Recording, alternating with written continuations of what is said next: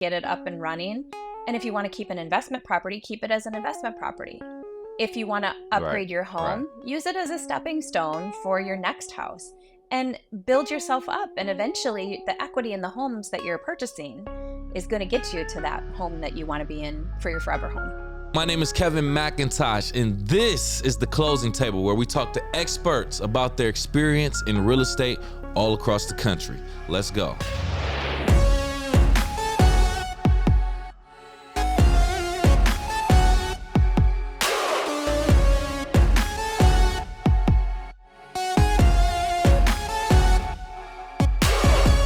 Welcome back to The Closing Table Podcast. I am your host, Kevin C. McIntosh. Are you ready to learn? Because we are here to pick the brain of another real estate professional who goes by the name of Bethany Alexander. How are you, Bethany? I'm doing well. Yourself? I'm doing just good, Beth. Thank you for Perfect. accepting our invitation to be here and teach myself and our audience. We appreciate that. Thanks for having me here. I'm very happy to share any knowledge I have. So before we even get into what you do, I always give my guests the opportunity to talk about who they are as human beings outside of real estate. So if you can, in 60 seconds, please tell us a little bit about Beth. Sure. So I'm married. My husband and I will celebrate 20 years this year. Congratulations. I'm a mom. Thank you. I'm a grandma to one grandson. His name is Benz. He's pretty awesome. Nice. Originally, I'm from Corpus Christi, Texas. Moved to Wisconsin in 1988 and have been here ever since. Real estate kind of runs in my family. My uncle is a realtor in Texas, and I've got a stepdaughter that's a realtor in Colorado. So I've always kind of been interested in that. I'm also a tax preparer and have been for the last 19 years at a company called Beckett Tax. I enjoy traveling, spending time with friends and family. I'm a foodie, kind of. I'm not very adventurous, but I like food. Yeah. And red wine. My favorite vacation spot is Hawaii, Maui, Hawaii. Ooh. Oh, man, you talking a lot of talk. First and foremost, I like red wine, too. I know it's an acquired taste. It is what it is. I like mine nice and dry. I like mine like that. That's me personally. And then also you said, God, you said something else I want to touch on, but Hawaii is what I want to speak on. I recently just had a few agents from the Hawaii market, so I've been learning a lot more about that market. And it's definitely one of my bucket lists, but some of the things that I thought I knew about it, it was either confirmed or it was like no, this is super far-fetched and a misconception. But yeah, get out to Hawaii, enjoy it, and bring some back for me too, please, when you get out. Absolutely. Yeah, bring some of that here. I appreciate it. All right, cool. So let's talk about your actual real estate business then. Let's get into it, because everybody has their own different system and way they do things. So just describe your real estate business for me and our audience. Sure. So I've been a realtor, a licensed realtor for over 10 years. And I work a lot with first-time home buyers. A lot of my business comes from personal referrals and connections through people that I know. I was at a wedding just last fall, and I sat next to the neighbors of the bride and groom. I sold them their house, and so they invited me to their wedding. I sat next to the neighbors, and now I'm working with the neighbor's brother and sister-in-law to buy a house in this area. So it's it grows leaps and bounds with connections and connections you make with people. So real estate it's a great business where you can, do things up front, get things ready to go. I pride myself on doing all of the steps with my clients. I was recently hospitalized, and the prognosis for me wasn't a good prognosis, actually. So I'm blessed to be sitting here. But I was listed and named top agent of my firm in the month of September, and I was in the hospital the entire month of September. So just being able to just prepare and get everybody ready to go, all I had to do was have somebody sit at the closing table for me and complete the deal. So I pride myself on taking my clients out. We go out and celebrate their choice. They pick their dinner spot, and we raise a glass and celebrate their purchase and just, make it an experience for them. Nice. How nice of you to celebrate with your clients like that. That is a beautiful thing, first of all. And can we applaud your strength and resilience for being here, getting through that situation that you were. Life is going to throw us all curveballs. How do you manage it? How do you deal with it? And you obviously rose on top like a phoenix out the ashes. So great job there, Beth. Love to hear Thank about you. that. All right. Yeah. So let's talk about where you're doing your business. You talked about it briefly, Wisconsin. So let's talk about Sure. Wisconsin. Exactly what's going on there? Describe it geographically for the people who've Sure. never been there. Okay. So, Wisconsin's beautiful, and I equate it a lot to I was just recently in Colorado and Washington State and Virginia. I've been to those three states, and those they're really similar. Whereas people that go to those places, they're outdoors people. They love the change of seasons. They like to get a dose of a lot of different things.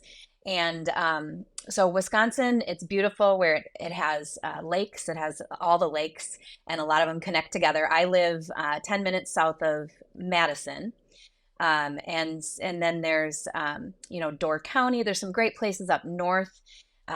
Beautiful state parks to stay in. There's something for everybody. And the seasons, I'm not a big winter fan. You can probably see in the background there's some snow. um, but that's why I work as a tax preparer, because I work inside during the winter time, That's and then I real. can That's enjoy it the real. other three seasons. Yeah. That's so smart though, for real, for real. And I am gonna Yep. pick your brain about being a tax preparer too. You got Okay. some very good information I know that we could all learn from. But okay, Absolutely. good. Wisconsin, it's like the almost like a sister state to Michigan, which is where we are. We're all in the Midwest. We're experiencing the same seasons. We're getting the snow, all that. So I kind of Yeah. understand. Never really spent too much time there, but I have family there and I know a little bit about it. So I completely get it. And you painted the picture for me. So now let's get into the economics. What is real estate looking like there? Do you have any data for us in regards to your market's real estate Sure. economy? Yeah. So 2024 is it's new and fresh right now. So there's not a whole lot of data out there for January of 2024 yet. But we finished up 2023 with the median home price in Dane County up 6.44%. And so the median price of homes was 414,900. And then Rock Okay, County, okay. it's another county that I do a lot of work in. It's where our main brokerage is. It was down by just under 0.5%, and so median home price in Rock County was about 234,750. Mm, So, mm. yeah, days on the market. Homes have been sitting on the market for about 25 to 30 days in Okay. both of those markets, which are the big markets that I operate in. And so it's shifted, it's changed, and the market's been really kind of obscure with the interest rates. So it ebbs and flows with how the interest rates go. So sometimes, Right. it kind of slows just because people can't afford to buy the house that they want to Yes, afford ma'am. or that they want to Mm-hmm. purchase. I've got some ways around that with them as well that I work with them on, but it's been a good market nonetheless. Okay.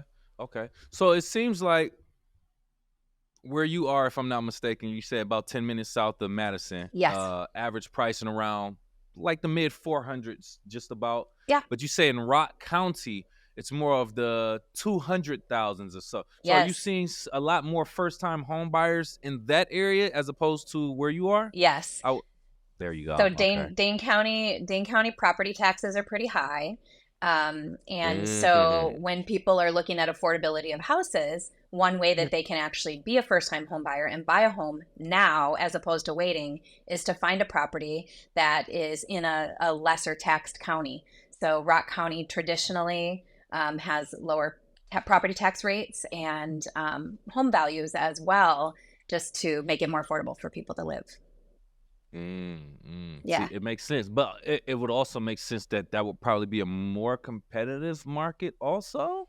It Yes? it No? can be. It can be. Yeah. It really depends. Okay. There's pockets. There's areas. Everybody kind of has their idea of where they want to live and Okay, what yeah, their yeah. goals are. So it has still been a competitive market here. It is definitely still and has still been a seller's market for sure.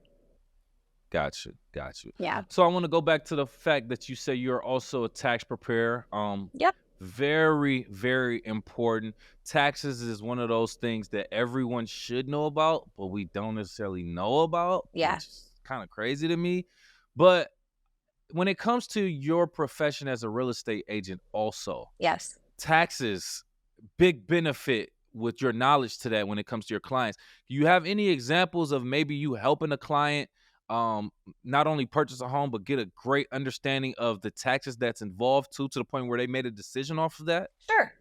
So, one of the first conversations I have with every single one of my clients that I meet with Okay. is, just because a lender tells you you can afford $400,000, it doesn't mean that that's what you spend on a house. Correct.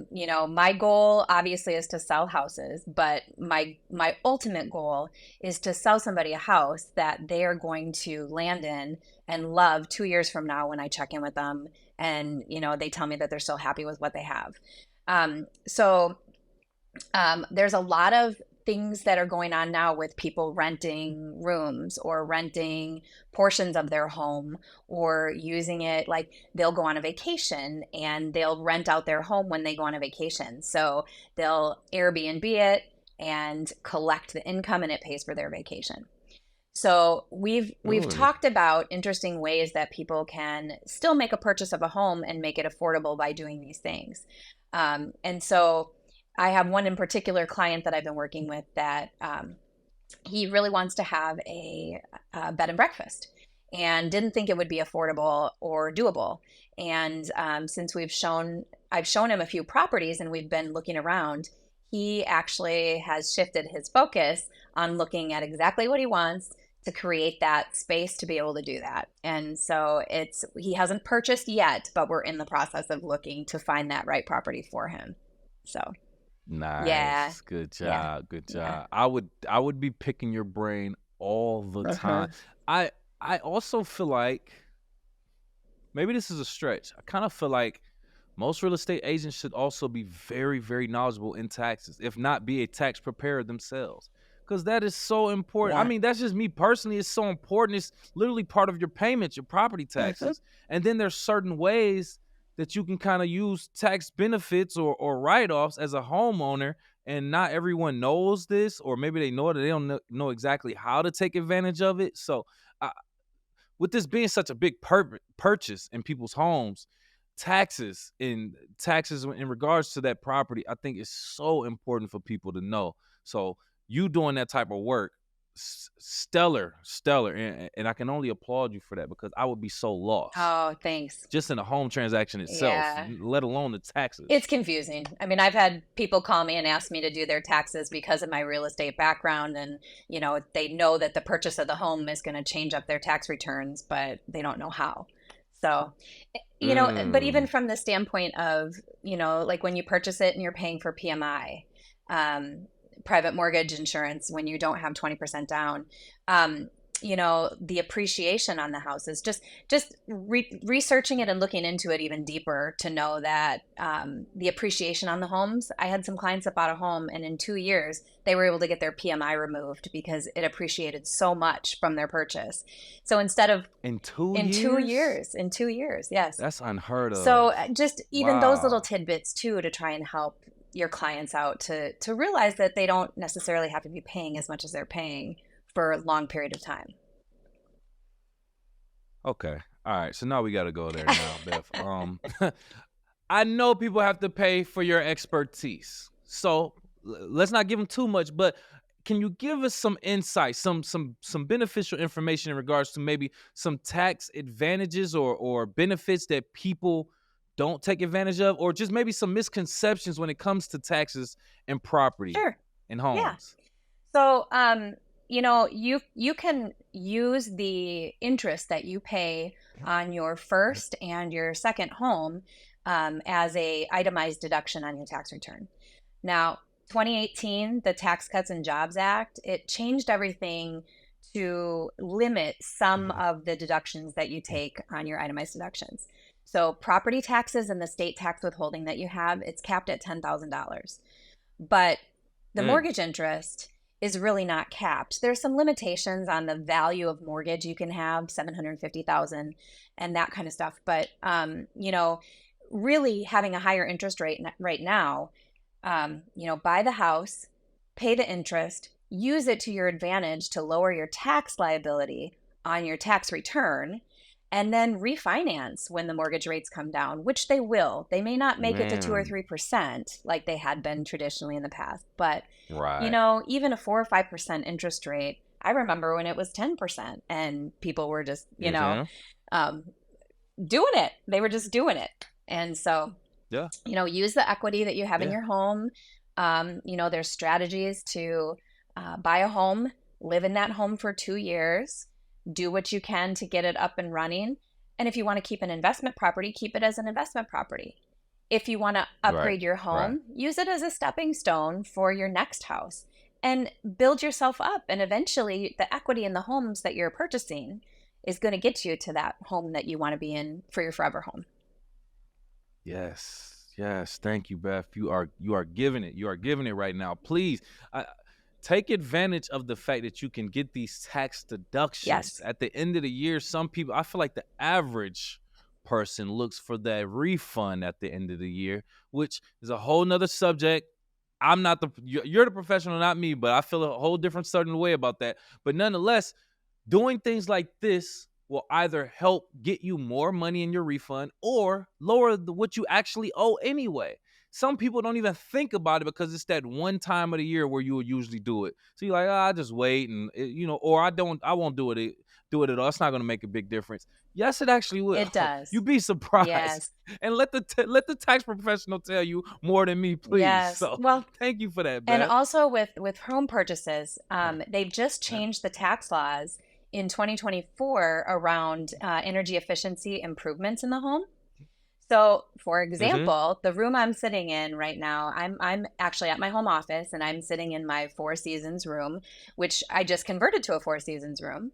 And I put in a split system heating and cooling unit, which is like a heat pump. Mm-hmm. I also put in all brand new windows and doors that are energy efficient and insulation.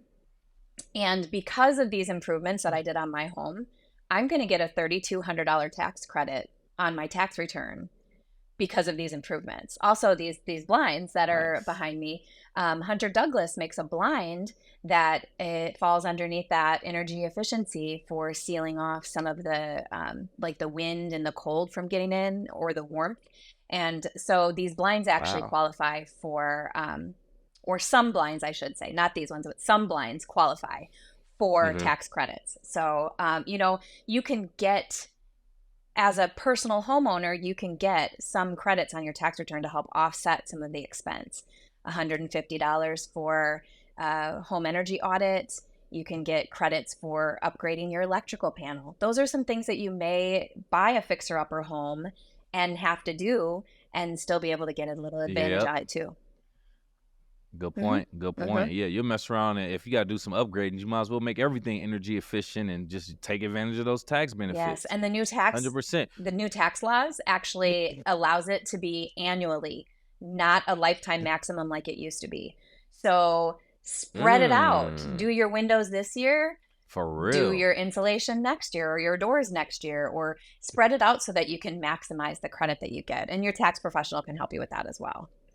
Yeah. Ooh, we good gold nuggets today on the closing table. That's what I'm talking. I was excited to talk to you about the taxes. So thank you. Sure. All right. So there's so many.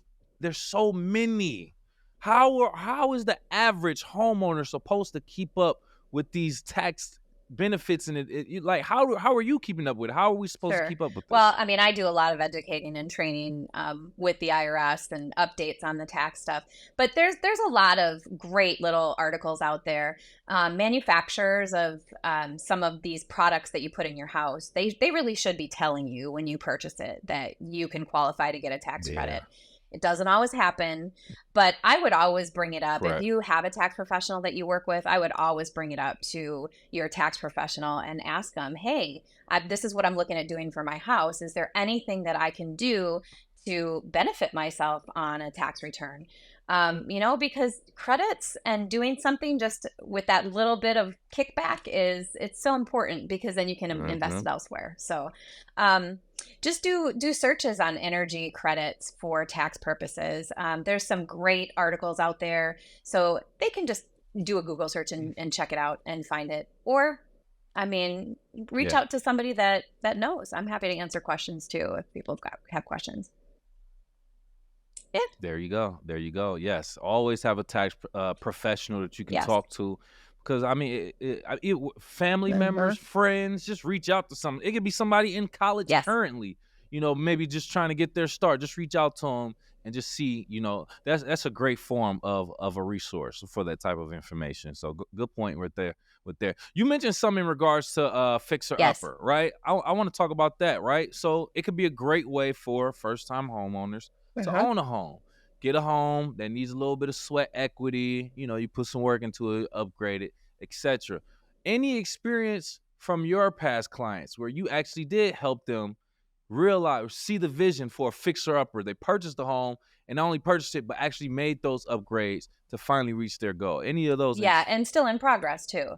People Okay. I've worked with people that they're first time home buyers, right? They don't have a lot of money put away. They don't maybe have 20% to put down. So they're paying extra in PMI. Interest rates are higher, they're paying a little bit more. So my first question to them is, all right, what are your must-haves and what are your can-dos? What is it that you can Mm, do on your own, or who do you know that can do these things for you that can save you money to maybe do it on the side versus doing it through a company?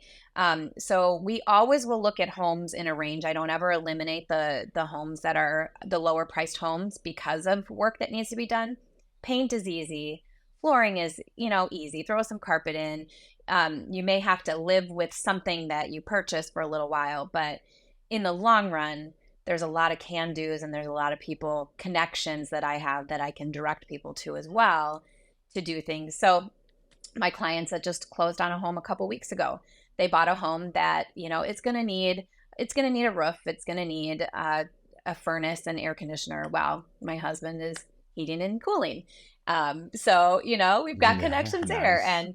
And, I have a few companies that I know that do great pricing on roofs. So just directing them where to Hmm. go and how to look at it in the long run.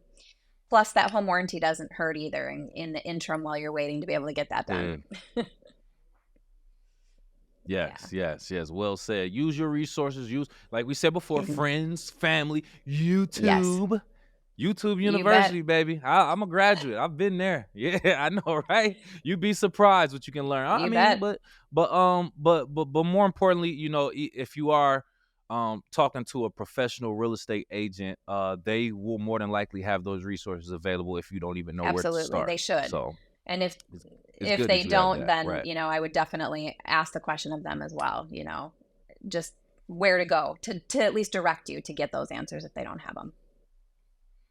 Yeah. Correct, correct. Nowadays, I mean, since 2020 at least, it seems like that really got us prepared for the whole video chat, Uh-huh. video tours, and things like that. Now, since we're a few years removed from that whole situation, we are still finding situations where people are remotely purchasing Yes. homes. And if I'm not mistaken, you've actually had an experience with this, moving people from different coasts or states or whatever the case may be. You have any memorable experiences from you actually helping somebody remotely purchase a home and them not even seeing it physically until they actually Sure. got there?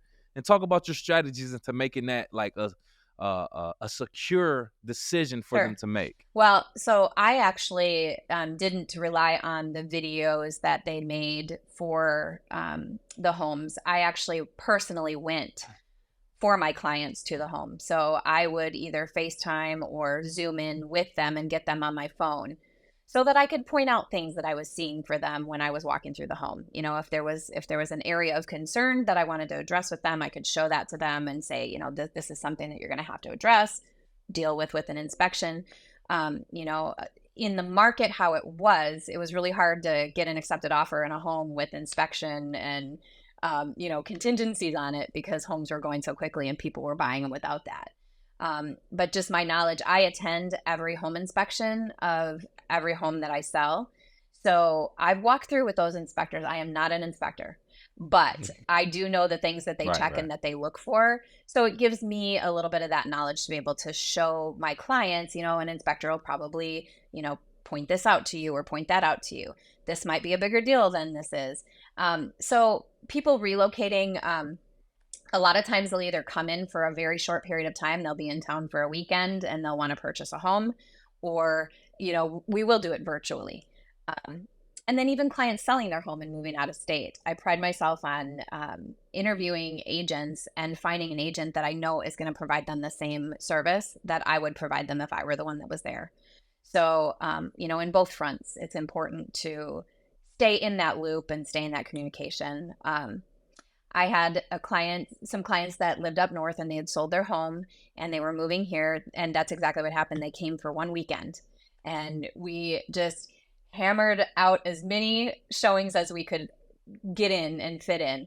And at the end of the day, they had one of theirs that they picked that was a favorite. So we went back in again for a second time and made the decision right then and there. So, mom and dad were in the area. So they were the ones that were here helping facilitate inspection and all of that kind of stuff. So it works. You get to know the family. You think of it as an extension of yourself, and of them. Yeah. Correct. You have to really be a trusted and an experienced real estate agent to have clients who will leave like the inspect, like let you be the Yes. guide for their physical home and for them to make that Yes. decision. You have to be experienced for one, because you have to know what you're looking for. Like you said, you've been around with a few of the inspectors, so you know what they're going to Yes. look for. Even though you're not an Correct. inspector, we gotta Correct. put that out there, but you still know based off that experience. And then trustworthy, because they have to at least have some sense of, do we believe Yes. this person? Like what do they have to gain by having us, go somewhere else or not choosing this or saying this and that? So you have to really you got to put that out there. Like you are a trustworthy, knowledgeable, experienced agent in order for them to accept that and then let you go ahead and Correct. do that. I just like to point that out because obviously it just shows your character. And I love to talk to people with great character in this industry. It's not as common as you would think. I know you know that. Yes, though, thank you. well, I want if you don't mind, I want to go to something that you said earlier that's been on Sure. my mind. You said you built your home. You and your husband Yes. built your home, but then you said something like you GC'd it or something. Did I hear that wrong? Talk about the process of building your home and what is that Yeah. GC like? So Talk to us. we acted as our own general contractors for building our home. Yeah, and Oh. so we were the ones that were in charge of hiring all the people that came and did the work. I remember nights after they poured the concrete in our basement, we were down there hammering off the little knobs of concrete from the bars that were in there, and so we did some of the work ourselves as well. Doing that allowed us to be able to build a home that had a much higher value than what we actually paid for our home because we had sweat equity in our home. Yes, yes. Nice. Now, do you think that is something that should be embraced more? Should more people try to get involved with You that? know, you have to be comfortable with being able to get the right people in here to do the work. I've had some stuff come up with my house with some of the contractors that did the work. My husband hired the plumber. He's gotten in trouble a couple times because of it. Okay. but I think if you have connections, people, and I'm all about connections. So, knowing people that Right. do certain things or having people in certain industries, there's nothing wrong with suggesting, hey, I love this person. I want you to try and work with this person, at least helping with your contractor that's doing the building of your home. Right. Now that I think about it in hindsight, it seemed like such an obvious response to That's my okay. question. But what I want to say, no, but I mean, it seems obvious. Yeah, it's a case by case, and you want to help people. I was just thinking about that because I'm the type that would want to do something like that, but I know I really don't have the time to do it for real, to sit there and actually build a home. But I would love to be a part of that process. One, because I really want to know about the intricacies of the structure.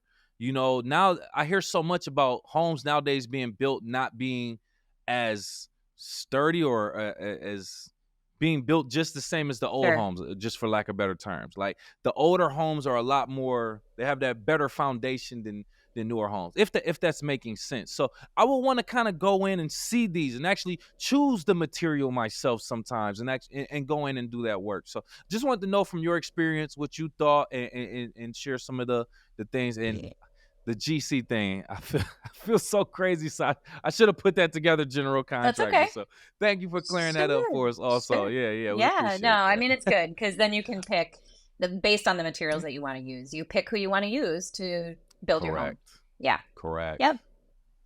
Well said. Well said. Let's take this to a whole nother level. I want you to kind of inspire us, motivate us. If you have a movie, book, quote, or philosophy that you Sure. live by that kind of helps shape your life personally or professionally that you could share with us, Sure. please do. It's funny, but Forrest Gump, life is like a box of chocolates. You never know what you're gonna get. Never know. That's true both in life and in, just transactions of your life, right? Real estate transactions, job situations, any of that kind of stuff. So I think I learned when I was hospitalized this summer that life is short, and, you can't take any of this stuff with you. So do what you love. Buy the Man. house. Do the repairs to the Hey. house. Spend the money, and Yeah. leave it to your family. Leave it to someone that can appreciate and enjoy what you've left behind, because you can't. It's not going to go with you anywhere. Yes. I love this portion of the show because I always get motivated by other people, like the things that motivate other people. That motivates me. That makes me want to flip this table over or something. You never know what life Yeah. is going to give you, and that is the honest to God truth. And we can't take any of No. this with us. Enjoy it, man. Don't stress. Come on, Beth. You landed that plane. That was a perfect place to land. Thank you so much for taking time to be with us. If you have any last words and or want to tell people how to reach out to you, the floor is Sure. yours. I just want to thank you for your time too today. I really enjoyed talking with you and sharing some of this knowledge. It's hard to Absolutely. keep it to myself because I am very grateful to share it with people. I want everybody to have a good experience with home buying and not be afraid of the tax consequences that come along with it either.